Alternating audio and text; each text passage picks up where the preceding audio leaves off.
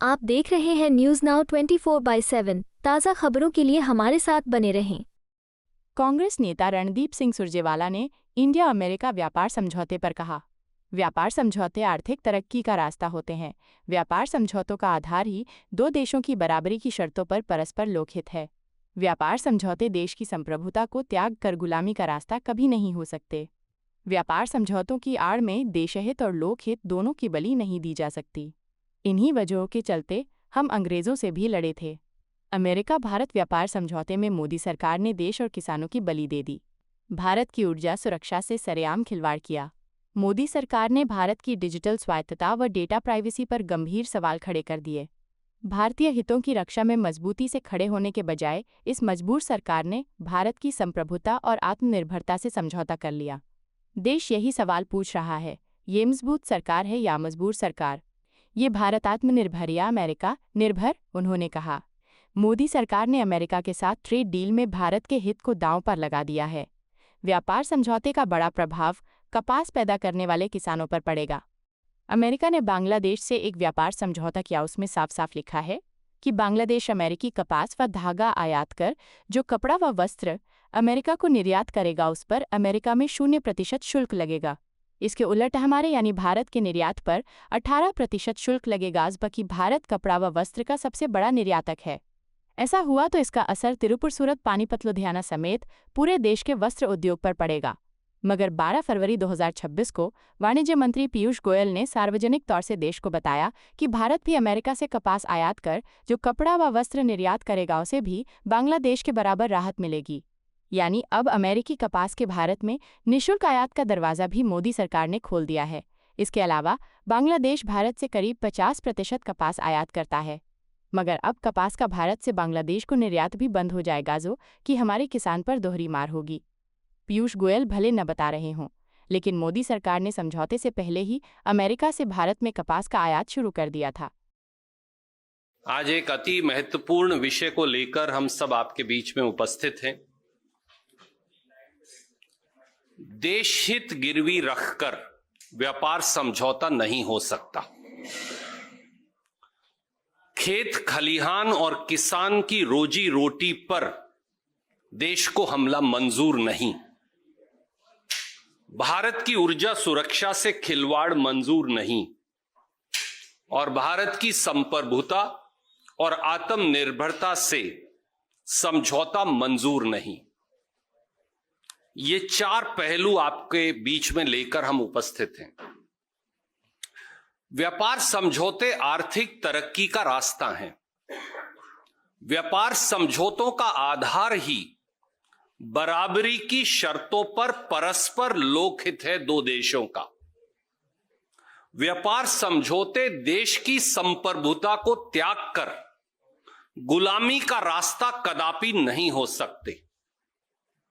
व्यापार समझौतों की आड़ में देशहित और लोकहित दोनों की बलि नहीं दी जा सकती। अंग्रेज से भी हम इसी वजह से लड़े थे। करोड़ जनमानस व्यापार समझौते की आड़ में देशहित और लोकहित की बलि कभी स्वीकार नहीं करेंगे। अमेरिका भारत व्यापार समझौते में मोदी सरकार ने किसानों व खेत खलिहान के हितों की बलि दे डाली। भारत की ऊर्जा सुरक्षा से सरेआम खिलवाड़ किया। भारत की डिजिटल स्वायत्तता व डेटा प्राइवेसी पर गंभीर सवाल खड़े कर दिए। भारतीय हितों की रक्षा में मजबूती से खड़े होने की बजाय एक मजबूर सरकार ने भारत की संप्रभुता और आत्मनिर्भरता पर समझौता कर लिया। लोग पूछ रहे हैं, मजबूत सरकार या मजबूर सरकार?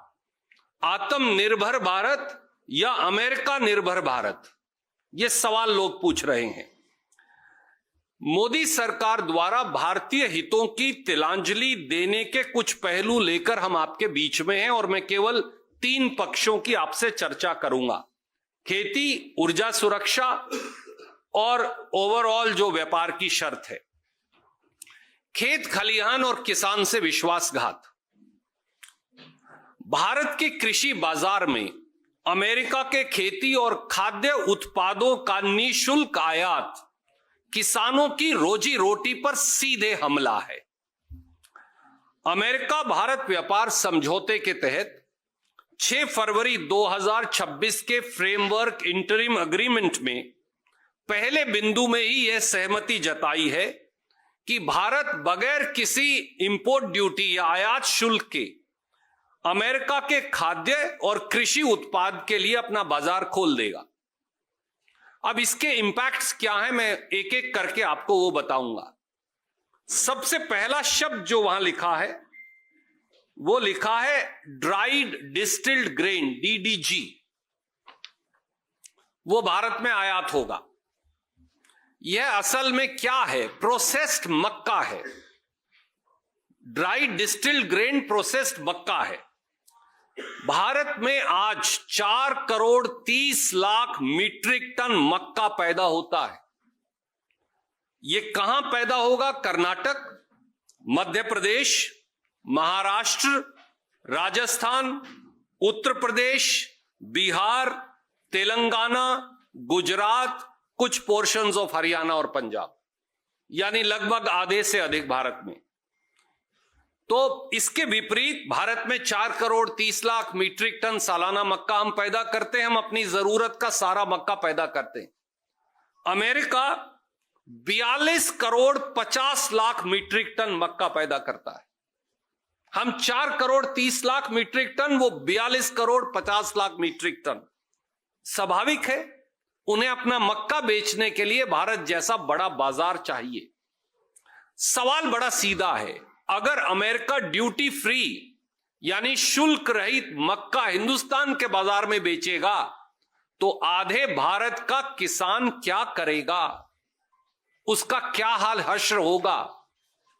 व्यापार समझौते के पहले बिंदु में दूसरा शब्द लिखा हुआ है लाल ज्वार का आयात। ज्वार अक्सर लाल ही है हमारे, तो उस पूरे क्षेत्र में पीला या काला नहीं होता, शायद उनको समझ नहीं है, ज्वार ही बोलते हैं हम उसे। अमेरिका से ज्वार का आयात खोलने बारे सहमति। भारत का ज्वार उत्पादन इस साल 52 लाख मीट्रिक टन है। 52 लाख मीट्रिक टन ज्वार कहां पैदा होता है? महाराष्ट्र, राजस्थान, कर्नाटक, उत्तर प्रदेश, मध्य प्रदेश, गुजरात, यानी central India to west India, सारे भारत के अंदर ज्वार पैदा होगा। थोड़ा थोड़ा ज्वार पैदा इधर भी हो जाएगा। एक पोर्शन में हरियाणा के, राजस्थान के साथ लगते, थोड़ा सा पंजाब में। अमेरिका कितना ज्वार पैदा करता है? इस साल उन्होंने 87 लाख मीट्रिक टन ज्वार पैदा किया, जिसकी वहां खपत नहीं है। तो बाजार किसका चाहिए? भारत का। सवाल यह है कि अगर अमेरिका का ड्यूटी फ्री ज्वार, आयात शुल्क रहित ज्वार भारत में बिकेगा तो भारत का ज्वार कहां जाएगा? हम तो अपनी जरूरत का सारा ज्वार पैदा कर रहे हैं। तीसरा शब्द क्या लिखा है उसमें? सोयाबीन ऑयल, पहले बिंदु में ही लिखा है। उसका आयात भी अमेरिका से भारत में खोल दिया जाएगा। भारत का सालाना सोयाबीन उत्पादन कई गुना बढ़ गया पिछले सालों में। इतना बढ़ गया कि हम बहुत कम आयात करने लगे सोयाबीन। 1 लाख 1.5 लाख टन हुआ पीछे, तो मैंने चेक किया 1,53,000 मीट्रिक टन हुआ। हम पैदा करते हैं 153 लाख मीट्रिक टन, जो 2024-25 में हमने पैदा किया। इस साल 160-65 तक भी पहुंचेगा, पर 153 लाख मीट्रिक टन हमने पैदा किया। पैदा कहां होगा सोयाबीन? सबसे ज्यादा बिहार, मध्य प्रदेश, महाराष्ट्र, राजस्थान, कर्नाटक, थोड़ा सा आंध्र प्रदेश, थोड़ा सा गुजरात, थोड़ा थोड़ा सब प्रांतों में भी है। तो फिर कहां है? मध्य भारत, वेस्टर्न इंडिया, थोड़ा सा साउदर्न इंडिया। तो लगभग देश के बीच में उस कोने गुजरात तक चले जाइए तो ये पैदा होगा। अब सवाल यह है कि 12 करोड़ मीट्रिक टन हम पैदा करते हैं, 153 लाख टन। अमेरिका पैदा करता है 12 करोड़ मीट्रिक टन, यानी 1200 लाख मीट्रिक टन। उनको बाजार चाहिए, तो बाजार भारत है। मोदी जी ने कहा आइए यहां बेच दीजिए। अब अगर वहां से सोयाबीन ऑयल आएगा तो तिलहन में हमारी आत्मनिर्भरता का क्या होगा? बिहार का किसान कहां जाए? मध्य प्रदेश जहां सबसे, और महाराष्ट्र, मध्य प्रदेश में आप ग्वालियर से शुरू कर दीजिए और आप विदर्भ के सारे हिस्से तक चले जाइए, केवल और केवल सोयाबीन मिलेगा। मैं ये आपकी जानकारी के लिए, पत्रकार, दिल्ली के पत्रकार मित्रों के लिए बता रहा हूं। तो देश के बिल्कुल भूभागीय, केंद्रीय भूभागीय भूखंड में केवल सोयाबीन होगा। कहां जाएंगे? क्या करेगा वो किसान? चौथा, जो इसमें लिखा नहीं, इसके अंदर ये शब्द लिखा नहीं है जो मैं बताने जा रहा हूं, पर हमारे वाणिज्य मंत्री जी ने बयान देकर कहा कि हम ऐसा करेंगे।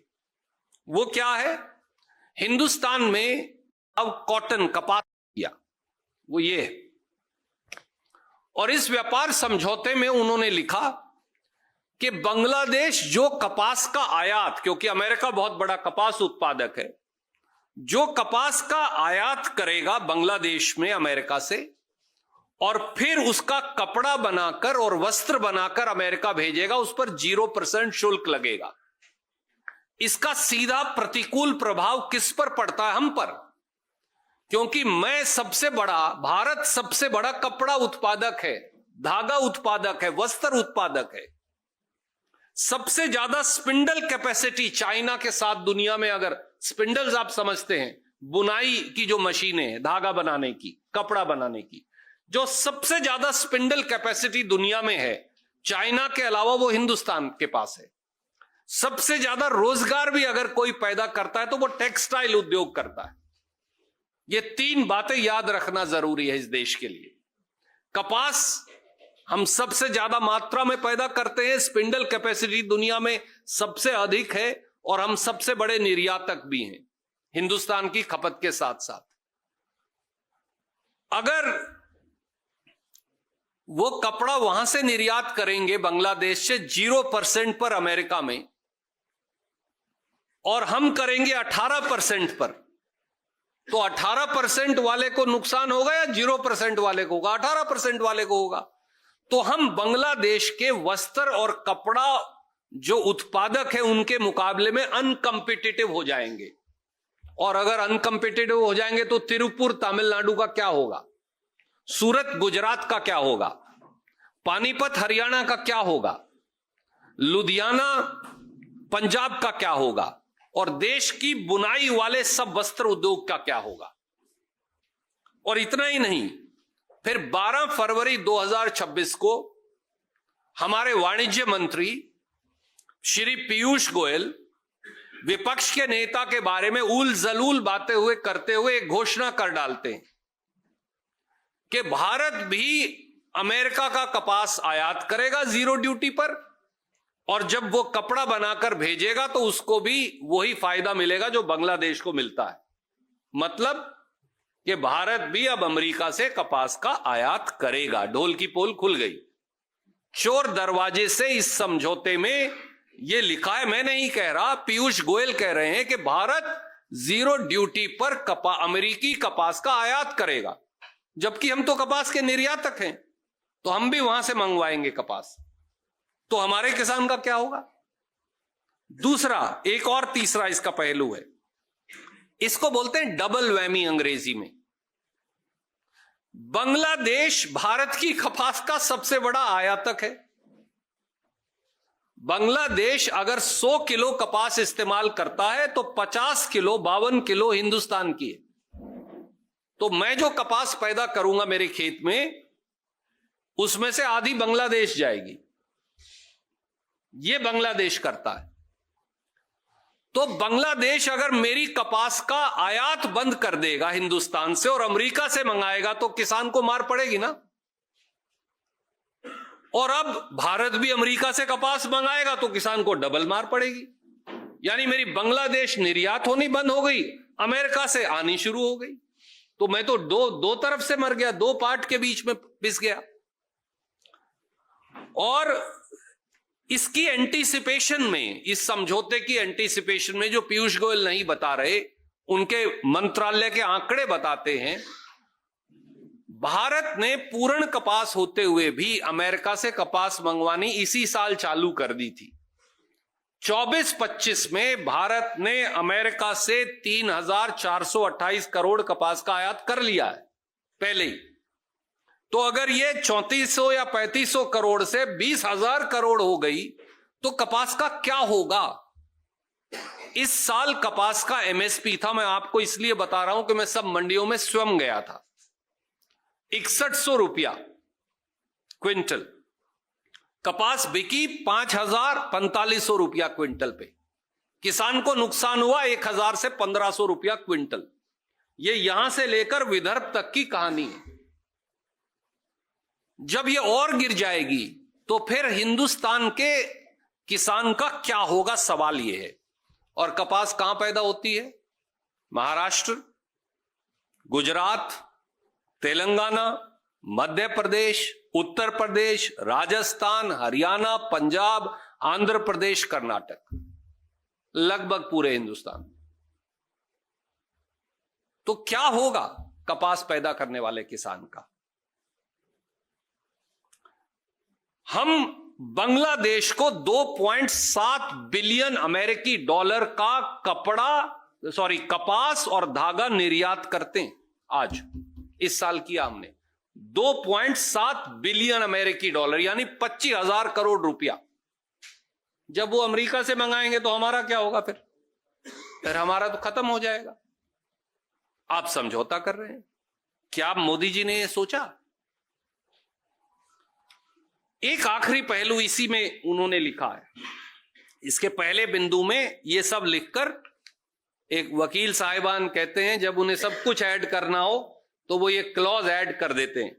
लिख दिया कि भारत से सारे खाद्य कृषि उत्पाद मंगाएंगे, ये नाम लिख के लिख दिया, एंड एडिशनल प्रोडक्ट्स, यानी अतिरिक्त उत्पाद। भैया ये है क्या अतिरिक्त उत्पाद? गेहूं है, चावल है, दाल है, जो आपने लिखकर फिर कटवा दी। और कौन सी फसल मंगवाओगे अमेरिका से? आप अमेरिका से लिखित समझौता है आपका, आपने लिखा है कि हम अमेरिका से खाद्य और कृषि के अतिरिक्त उत्पाद भी मंगवाएंगे। वो कौन से हैं? और अगर आप इस देश में सेब पैदा करते हैं, संतरा पैदा करते हैं, नाशपाती पैदा करते हैं, चेरीज पैदा करते हैं, स्ट्रॉबेरी पैदा करते हैं, तो आप भूल जाइए, क्योंकि वो सब अमेरिका से आएंगी। ये इस समझौते में उन्होंने लिख दिया है। तो हिमाचल, उत्तराखंड, उत्तर पूर्व के प्रांतों को अब सोचने की जरूरत नहीं, वो खेती बंद कर दें, क्योंकि वो सब अमेरिका से आएगा। तो हिंदुस्तान का कौन सा हिस्सा बच गया भैया, वो बता दीजिए। दोस्तों, इसी का एक समझौते का दूसरा हिस्सा भी है। ये तो था स्पेसिफिक प्रोडक्ट्स और स्पेसिफिक स्टेट्स को लेकर इसका इंपैक्ट। अमेरिका से अब अगर हम जेनेटिकली मॉडिफाइड जीएम क्रॉप्स, कृषि उत्पादों के आयात की अनुमति क्या भारत देने वाला है? क्योंकि भारत में वर्षों से, आप बीटी ब्रिंजल यानी बैंगन और बीटी कॉटन दो छोड़ दीजिए, तो हम जीएम क्रॉप्स को अनुमति नहीं देते, क्योंकि उसे हम बोलते हैं बीज शुद्धता और जैविक विविधता। हम उसको करप्ट नहीं होने देते, इसलिए हम दूसरे मुल्क से बीज और GM crops, genetically modified crops नहीं आने देते। पर अगर भारत में प्रोसेस्ड मक्का आएगा, जो मैं नहीं कह रहा, मोदी जी ने यहां लिखा है, अगर भारत में सोरगम यानी ज्वार आएगा, अगर भारत में सोयाबीन आएगा, अगर भारत में सब तरह के फल आएंगे, अगर भारत में अतिरिक्त उत्पाद भी आएंगे, तो फिर मेरी प्रोडक्ट्स की जैविक विविधता और बीज की शुद्धता कैसे बच पाएगी? तो क्या पिछले दरवाजे से इस व्यापार समझौते में हिंदुस्तान में अब जीएम क्रॉप्स खोल दिए गए? क्योंकि साफ शब्दों से तो यही प्रतीत होता है। तीसरा हिस्सा, व्यापार समझौते में नॉन ट्रेड बैरियर्स को हटा देंगे। यह इसकी क्लॉज 5 की आखिरी 3 लाइन में यहां लिखा है। ये लिखा हुआ है, recognizing the importance of working together to resolve long standing concern, India also agrees to address long standing non tariff barriers to the trade in US food and agricultural products. तो खाद्य उत्पाद और कृषि दोनों के नॉन टेरिफ ट्रेड बैरियर हटाएंगे। ये है क्या? यह है सब्सिडी और जीएम क्रॉप्स के आयात पर प्रतिबंध। तो किसान की सब्सिडी को भी हटाएंगे और जीएम क्रॉप्स की मैं चर्चा कर चुका। अंतर क्या है दोनों देशों में वो जान लीजिए। मैं एक एक लाइन में सिर्फ बता रहा हूं। अमेरिका अपने किसान को 2025 का आंकड़ा मैं आपको दे रहा हूं, अमेरिकी डॉलर 16 बिलियन यानी 1,45,000 करोड़ की सालाना सब्सिडी देता है। हमारे यहां 72 करोड़ किसान हैं, उनके यहां 10% से कम है। यह भी आंकड़ा देख लीजिए जनसंख्या का। तो वो 1,45,000 करोड़ या 16 बिलियन अमेरिकी डॉलर सब्सिडी देते हैं। हिंदुस्तान प्रति एकड़ या हेक्टेयर नहीं, प्रति किसान परिवार 6,000 रुपए देता है और फिर डीजल की कीमत बढ़ाकर, खाद बीज कीटनाशक दवाई की कीमत बढ़ाकर 25,000 रुपया वापस ले लेता है। इसके बावजूद भी मोदी जी ने समझौता किया है कि हम किसान की सब्सिडी कम करेंगे। That is non tariff trade barrier, अंग्रेजी में उसे यही बोला जाता है। मेरे जैसे गांव के किसान को यही बात असली में जब ट्रांसलेट करो तो ये उसका मतलब होता है। तो सब्सिडी भी हटाएंगे, बाहर से दूसरी जैविक विविधता को नष्ट करने वाली जीएम क्रॉप्स भी आएंगी। ये एक हिस्सा है इस ट्रेड का, इस ट्रेड एग्रीमेंट का एक हिस्सा में और एक लाइन और मैं अपनी बात फिर आपके सवाल लूंगा। दूसरा हिस्सा है भारत की ऊर्जा सुरक्षा से खिलवाड़। 6 फरवरी के व्यापार समझौते के बाद अमेरिका के राष्ट्रपति द्वारा 6 फरवरी को यह ऑर्डर जारी किया गया। इस ऑर्डर में यह लिखा, इसे एग्जीक्यूटिव ऑर्डर व्हाइट हाउस से इशू होता है, कि भारत ने अब वादा किया है सशर्त कि वो रूस का तेल नहीं खरीदेगा, कच्चा तेल। और अगर भारत ने खरीदा तो अमेरिका भारत पर निगरानी रखेगा और उस निगरानी में अगर ये लगा भारत ने प्रत्यक्ष या परोक्ष रूप से, यानी ये प्रत्यक्ष है आप परोक्ष, दाएं या बाएं से भी अगर रूस से कच्चा तेल खरीद लिया तो वो सारी टैरिफ और पेनल्टी दोबारा लगा देगा। 14 फरवरी 2026 को म्यूनिक सिक्योरिटी कॉन्फ्रेंस में अमेरिका के विदेश मंत्री मार्को रूबियो ने फिर अंतर्राष्ट्रीय पटल पर कहा कि यह वादा है और यह सशर्त है, यानी शर्त यह है कि यह सारा समझौता तब करेंगे जब आप रूस से कच्चा तेल नहीं खरीदोगे। यह शर्त है, भारत बंद करेगा। पहले ही मई 2024 में अमेरिका ईरान से भारत तेल नहीं खरीदेगा, यह पाबंदी लगा चुका है। ईरान से हम रुपयों के आधार पर तेल खरीदते थे, डॉलर में हमारा तेल व्यापार नहीं था। जस्ट आपकी जानकारी के लिए, क्योंकि हमारा पैसा बचता था उसमें। तो अब क्या नतीजा है? हम देश 40% तेल हम रूस से खरीदते हैं, कच्चा तेल 11% ईरान से खरीदते हैं। ईरान से मई 2024 में बंद कर दिया। अमेरिका ने कहा खरीद नहीं सकते, मोदी जी ने कहा हां जी नहीं खरीदेंगे।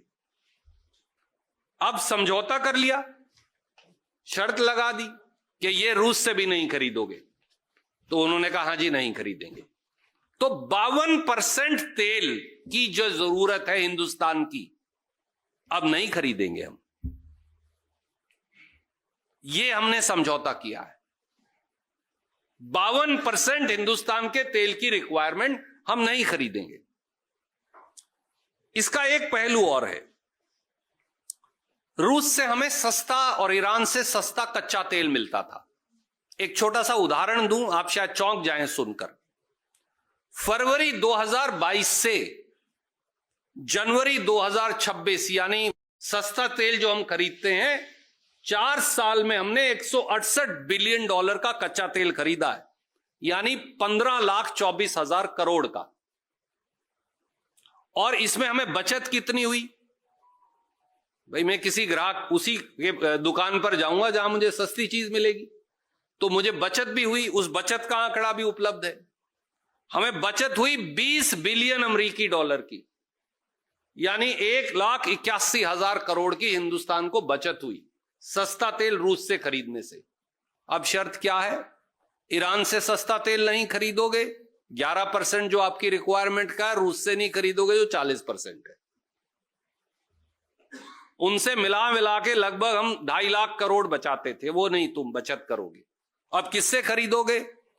अमेरिका से खरीदोगे, और वेनेजुएला जिस पे अमेरिका ने अभी सरकार का तख्ता पलट किया, वहां से खरीदोगे। कोई बात नहीं, हम वहां से खरीद लेंगे। रेट उनकी मर्जी का होगा, सस्ता रेट नहीं होगा।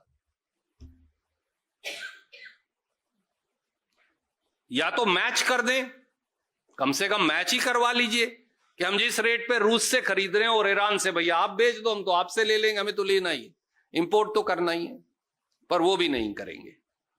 तो मेरा ये बात सीधा सीधा सवाल है, क्या ये भारत की आत्मनिर्भरता के साथ खिलवाड़ नहीं है? और एक छोटा सा तीसरा पहलू है, वो शायद अभी तक आपके संज्ञान में नहीं आया। व्यापार समझौते में अमेरिका से 5 साल में 500 बिलियन डॉलर यानी 45 लाख करोड़ का सामान खरीदने की पाबंदी, जरूरियात, क्या यह राष्ट्रहित हो सकता है? देखिए, आज के दिन हमारा उनसे क्या व्यापार है अमेरिका से? 2024 का आंकड़ा सामने है। 24 में हमने अमेरिका को 81 बिलियन अमेरिकी डॉलर का निर्यात किया, और उनसे हमने 43 बिलियन अमेरिकी डॉलर का आयात किया। तो हमारा ट्रेड सरप्लस है 38 बिलियन डॉलर का उनसे। ठीक है सर। 13 फरवरी 2025 को मोदी जी अमेरिका गए।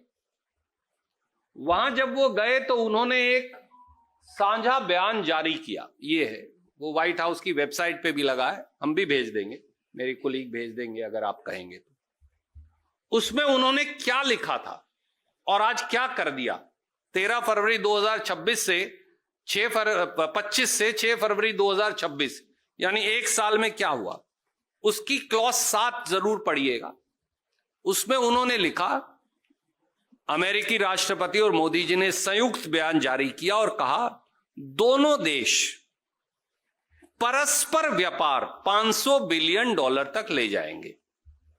परस्पर तो ये होता है मैं इनका फोन ले लूं, ये मेरा फोन ले ले, तो ही तो परस्पर व्यापार हुआ।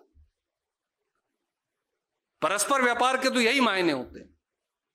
पर अब क्या है, 6 फरवरी को कहा, इसे दरकिनार कर दिया। मोदी जी के खुद के समझौते को उन्होंने, वो अपनी भी नहीं मानते कई बार। जब देश हित को दरकिनार करने की बात आए तो वो खुद की बात भी नहीं मानते। अब ये कहा कि भारत 500 बिलियन अमेरिकी डॉलर यानी 9 लाख करोड़ हर साल, 9 5 45 लाख करोड़ का अमेरिकी सामान खरीदेगा। जब दो देशों के समझौते होते हैं तो वो परस्पर सम्मान और लोकहित पर होते हैं, जबरदस्ती पर नहीं होते कि भैया ये लेना ही है तुझे वरना देख लूंगा मैं तुझे, ऐसा नहीं है। पर यह समझौता तो ऐसा ही है कि आपको 500 बिलियन डॉलर खरीदना ही है, और वो भी 5 ही साल में खरीदना है। यानी 9 लाख करोड़ का कोई सामान खरीद के लाओ, लाना ही पड़ेगा इस दुकान से। मैंने तो ऐसा कस्टमर और ऐसा दुकानदार देखा नहीं कोई। आपने देखा हो तो जरूर बताइएगा, जो कहे नहीं भैया हर साल 9 लाख करोड़ का तुझे लेना है, और बदले में तुम अपना कृषि बाजार भी खोल देंगे। सवाल ये है कि ये व्यापार समझौता बराबरी के आधार पे है या जबरदस्ती के आधार पे? तो देश जवाब मांगता है। प्रधानमंत्री जी को हम केवल भारतीय राष्ट्रीय कांग्रेस की ओर से यही कहेंगे। आपको यह वीडियो पसंद आया हो तो इसे लाइक करें, हमारे चैनल को सब्सक्राइब करें।